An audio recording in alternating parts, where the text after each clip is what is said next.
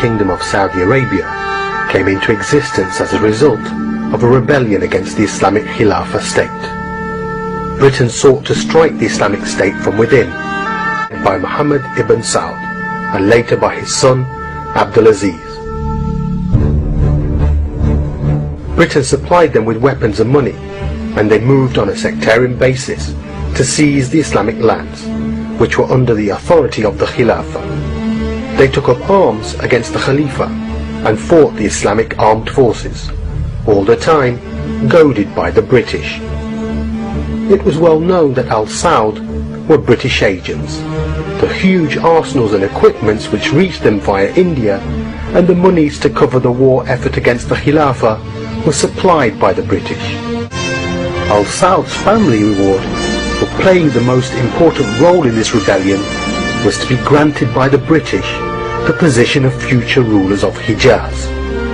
They had so much trust and confidence in their British masters and were so arrogant of their possession that they called it Saudi on September the 23rd, 1933, the only state in the world to be named after a family.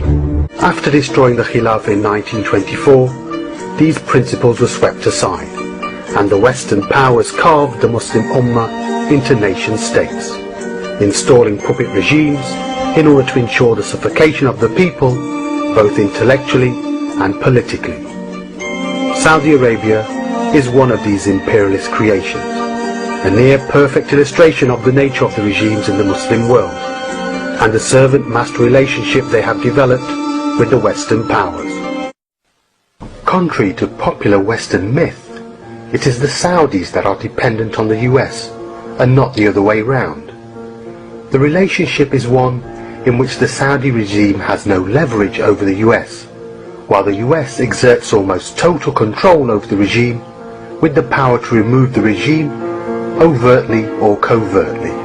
So we say to the Salafis, you and your Kafir masters, you are the real Khawarij because you give your bay'ah to George Bush in massacring Muslims to conquer Iraq, the land of Abraham. So you have reinterpreted Islam to give power to the Dajjal to kill Muslims. You have given your wala, your allegiance to the army of the Dajjal to conquer Iraq and to conquer Afghanistan and to massacre thousands of Muslims.